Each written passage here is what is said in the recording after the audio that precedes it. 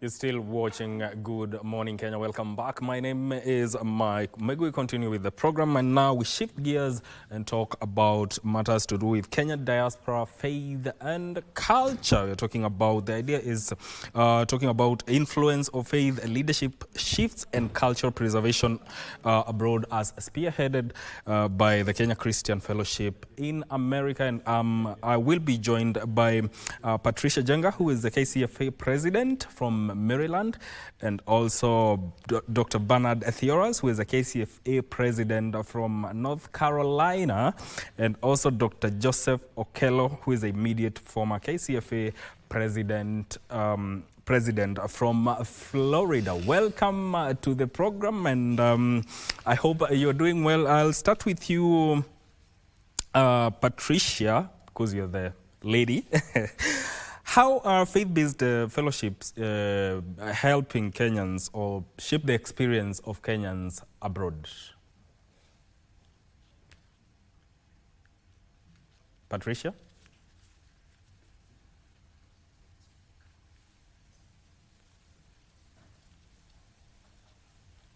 Yeah, we can hear you. Okay, great. So, I don't know if they can hear you. I hope they can.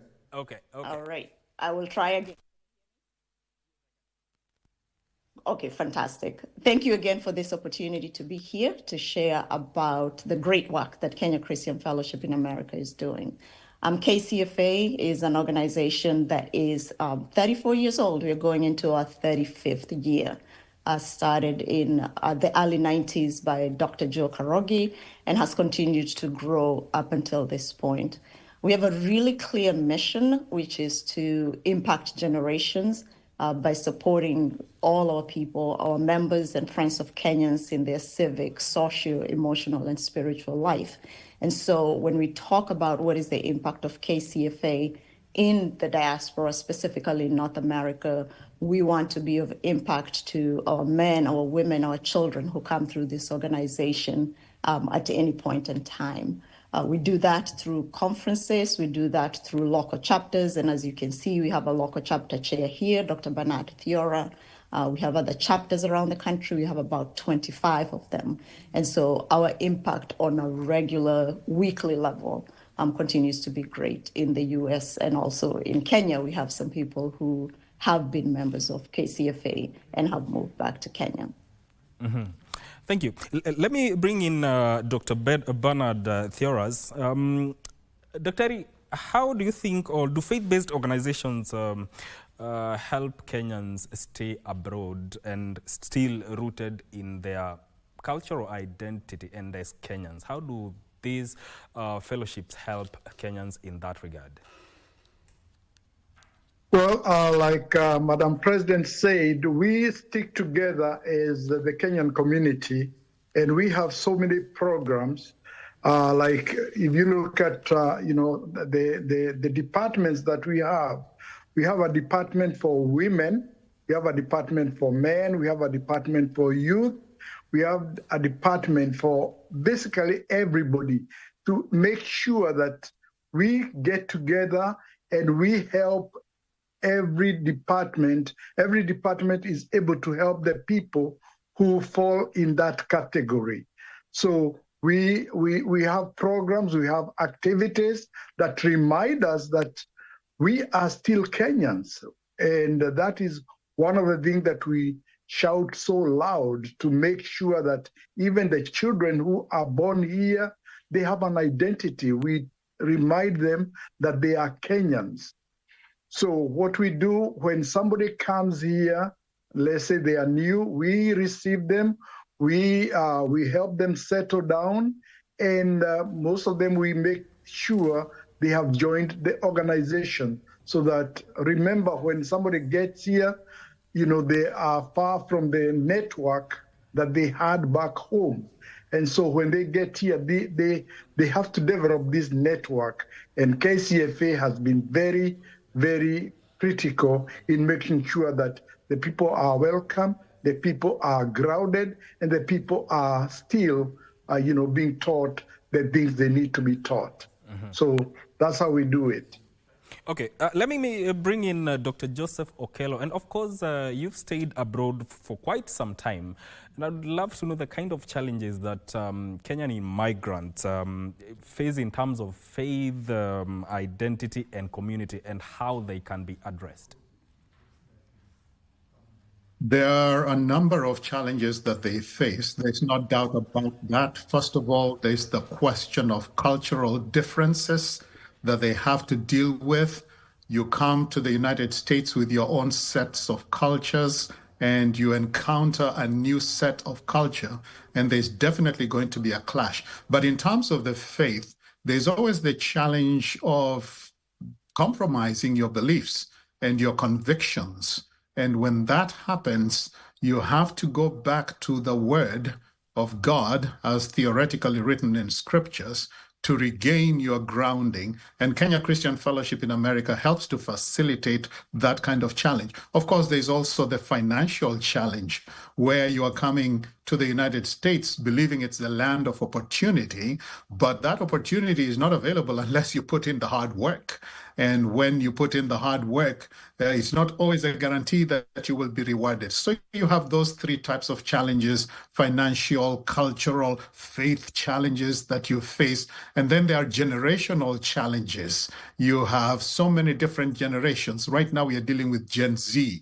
And of course, there was Generation X. Before then, you had things like the postmoderns and the baby boomers. All those factor in. And unless you're grounded in the faith, it will not be entirely possible for you to maintain your footing and your spiritual and moral compass. Mm-hmm.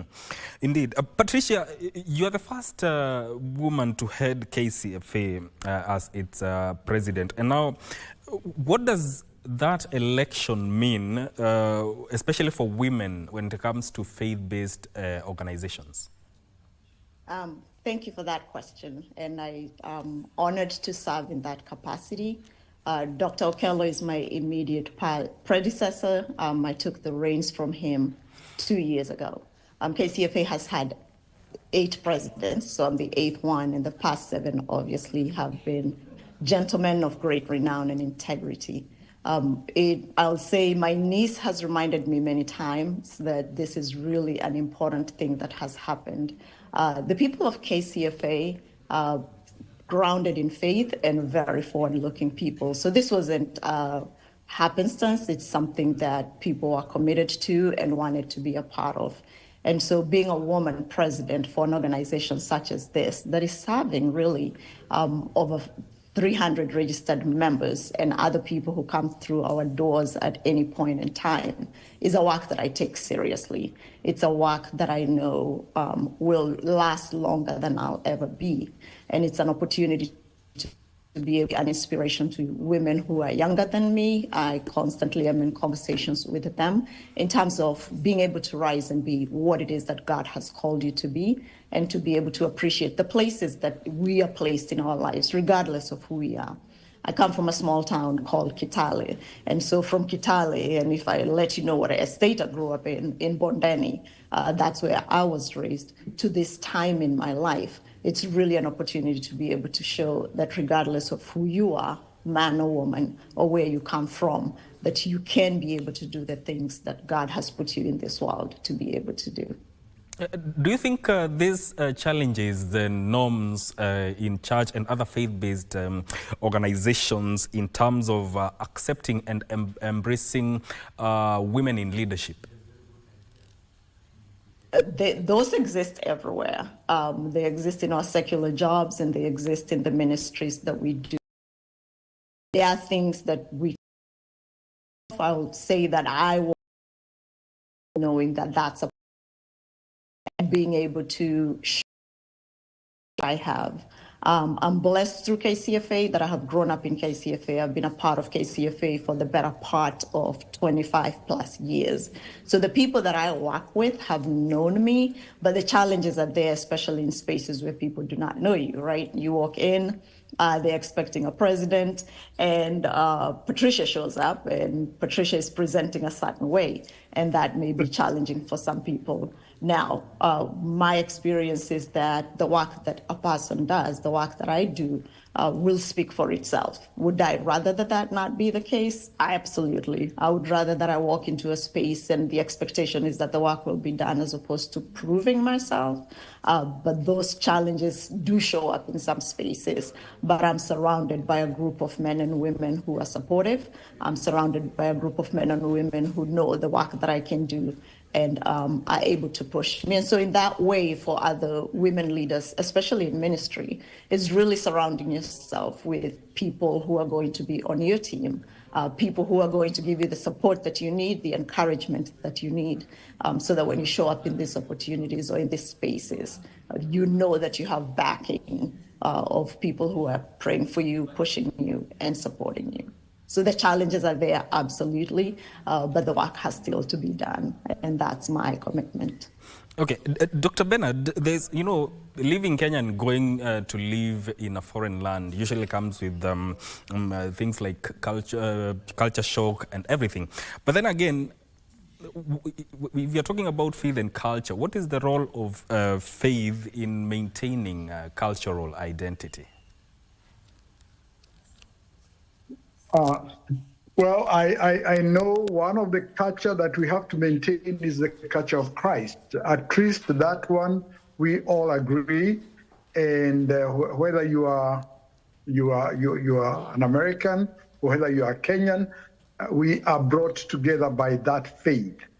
Nevertheless, the way we practice, the way when you come here, you find there are so many situations whereby there are so many groupings, and so you have to be able to find yourself.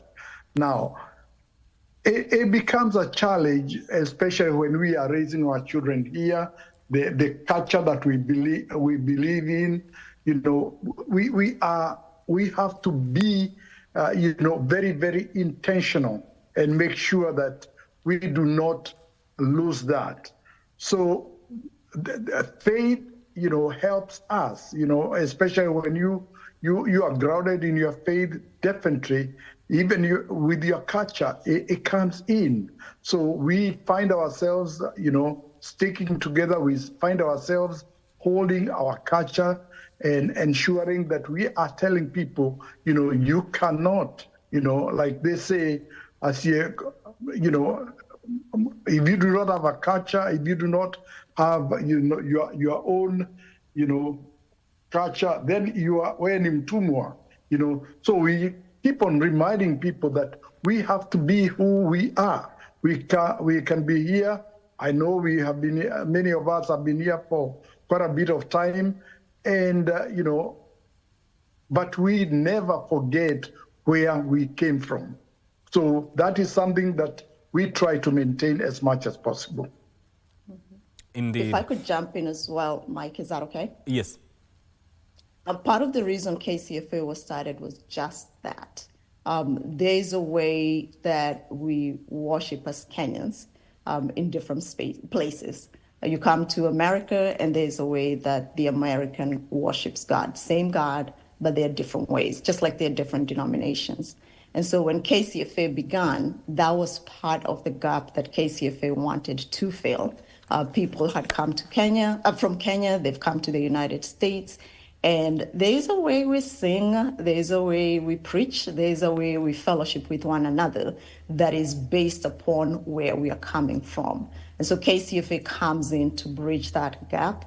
When people come from Kenya, they're looking, I got a call not too long ago. Someone said, hey, I'm moving to Maryland. I need to be able to be in fellowship with people who are from where I'm from. We do fellowship with Americans as well, but there's something about being able to sing Apambio in a way that you don't hear in other places. And KCFA definitely bridges that gap for us. So that's the place we want to be. And that's how we're supporting our people here. Mm-hmm. Indeed. And Dr. Okello, talk about the aspect of combining faith, culture, and education. What is the ultimate outcome? Combining faith, culture, and education, the ultimate outcome would be a conglomeration of several things, if I may say so. So you think, for example, about culture. What are you talking about when you speak of culture? You're speaking about the mores that shaped us and our identity in terms of who we are and where we come from. But then faith comes in and it tells you that it has the capacity to answer 4, maybe even 5 important questions in the human mind or in the human outgrowth. The question of origin, where did I come from? The question of meaning, what am I doing here? The question of morality, how should I live? The question of identity, who am I? And the question of destiny, where am I going? Culture tries to answer these questions, but faith, at least the Christian faith, purports to answer them with such precision in a way that emerges triumphantly. And the moment you learn the answers to the question of origin, meaning, morality, identity, and destiny, therein is where education comes into play. So you have 5 questions of ultimate concerns, which faith tries to answer, but culture has tried to set in place. When faith to culture and you see the answers that both faith and culture provide, and faith comes through dynamically and triumphantly, therein is when education comes into play, because faith tells you that we are created in the image of God in terms of origin. It tells you that we ought to live according to certain norms as theoretically written in the Bible, whether it's the 10 commandments in the book of Exodus and Deuteronomy or the Beatitudes in the book of Matthew. It tells you how you ought to live. And then you have the question of meaning. Who am I? Or rather, how should I see myself as fulfilling my purposes in this world? And your purpose is to enjoy God in all of life. Faith tells you that. My identity, I've been created in the image of God. Destiny, faith tells you that those who believe in Jesus Christ have a hope beyond the grave. Then you have the education that comes along with it, telling you that this life is not an accident, but it is God who put it together for all of us. And that goes way beyond what culture can do. And so education through the religious atmosphere helps to foster that. Indeed. And of course, we are talking about faith and culture gives identity to a people. But Patricia, I want to bring you in on this, and I want to know how now the diaspora community can collaborate with the Kenyans, like people who are living in Kenya, to enhance the aspect of preserving culture and identity. I'm going to tell you about a project that we are doing that I think touches that greatly. For years, the scripture tells us wherever we go to own it, to build property, to build vineyards, to live there. And so for years, KCFA has wanted to put down a cultural and retreat center in the United States. We are well on our way to doing that, which we think is a great connection between Kenya, has already been, and I'll actually invite Dr. Theora here in a moment to share about that connection that we've had with Kenya as we create this property. So we brought a property during Dr. Okello's tenure in Norlina, North Carolina, 70 plus acres and beautiful property, paid for outright, 100% no debt, which is exactly what we want to do.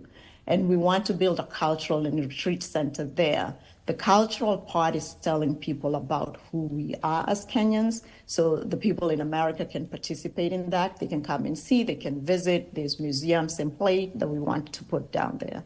It's also an opportunity for us to say, have a place where sports can be a part of this cultural center. People can come from Kenya, say for a retreat or something like that, and be able to participate in that. And so we have done many things to connect ourselves to Kenya. We have been of support when Kenya has needed support. We have sent help when we had people who are displaced. We are constantly connecting to Kenya, but we want to have this property that's going to be a much more permanent way of making that conduit. And we've had actually organizations in Kenya that have supported us. I'm going to invite Dr. Theora to just speak about the two that were really instrumental in us being able to secure this land. Dr. Theora, would you please? Yeah, I'll be happy to. Yeah, when we got together and we identified the piece of land that we wanted to buy, of course, we did not have the money with us. We had to fundraise. We had to call all our members to come and chip in. And as we were doing that, we decided, this effort has to be supported by Kenyans, wherever they were. And we decided to reach out to two companies in Kenya, and one of them was Kenya Airways. At that time, they had just started flying to the US. And so we decided, hey, because we use them a lot as we travel back to Kenya, why don't we reach out to them and see how they can help us? And we did talk to them, and they were very, very kind. They supported us by giving us a return ticket, from New York to Nairobi and back. And we were able to raffle that ticket and to raise some sizable amount of money using that. Then the other company that we reached out to is Optiven, that is led by Dr. Washiori. And we asked them for help, and they were very, very kind. They gave us a plot of land off Kangudo Road, a piece of land that we were able again to raffle. Remember, Kenyans, when they hear land, they are very excited, especially when they are in the diaspora. So we were able to raffle that piece of land and raise quite good money. So we want to partner with organizations like those. We want to partner with even other organizations and even individuals in Kenya who can see the vision that we have. So that's one of the things that we want to do, and to continue, especially telling we have children who are raised here. Some of them are born here. But one thing that we have maintained is we keep on telling them, hey, you know what? We came from Kenya. We came from Kenya, and that's our country of origin. We can be here in America, but we have another home, which is Kenya. So we are, we have companies that have partnered with us, and we continue to look for other partners. Indeed. And I'll also say, let's for our Kenyan brothers and sisters, moving to another country is a challenge all to itself, as you've already said, Mike, and Dr. Okello really expounded on that very well. Many of us came here to go to school. And so people are young, and it's very easy to get lost in the ways of a different country. And so one way that Kenyans can continue to connect with us as KCFA is, if you're going to send children to the United States, you want them to land in a place where someone can support them. So look us up. Like I said, we have chapters around the country. Let's not have our kids coming and not having a place to land because someone does not know. So that's one way we can be of support to our Kenyan community. At any time, if someone is moving, people do move all the time, or they come for conferences, and you're looking for a place to be where you feel like you're at home, www.kcfa.net will give you a list of chapters that we have around the country and contacts in that area, so that people are not landing in a foreign land without someone to support them and without knowing where it is that they are going. Indeed. I want to close with Dr. Okello. And what lessons can Kenyans learn from how the diaspora community organizes itself? An important lesson is the very, very crucial issue of seeing one another as human beings rather than by their tribal identities.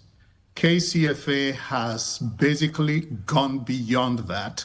We are looking at each other as Kenyans, as Christians, as believers.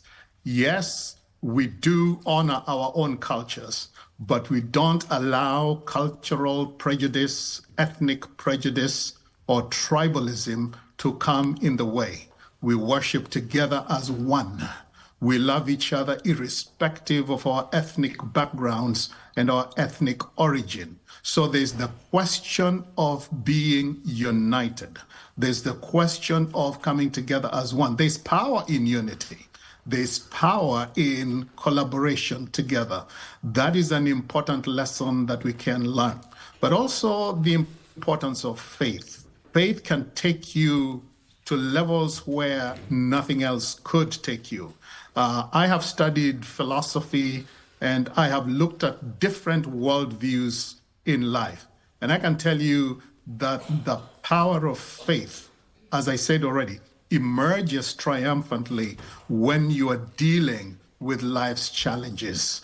And also the lessons that we learned when we were growing up in Kenya: honor your father and mother, respecting the elderly, developing a moral compass, developing a moral code, developing certain principles in life. Those are important pointers and pillars for strengthening and buttressing your faith and keeping you completely focused on the things that you believe brought you to the United States or made you a Kenyan citizen, an upright citizen. Those are important pillars and pointers that will help you gain and attain those goals that you're setting for yourself in your life.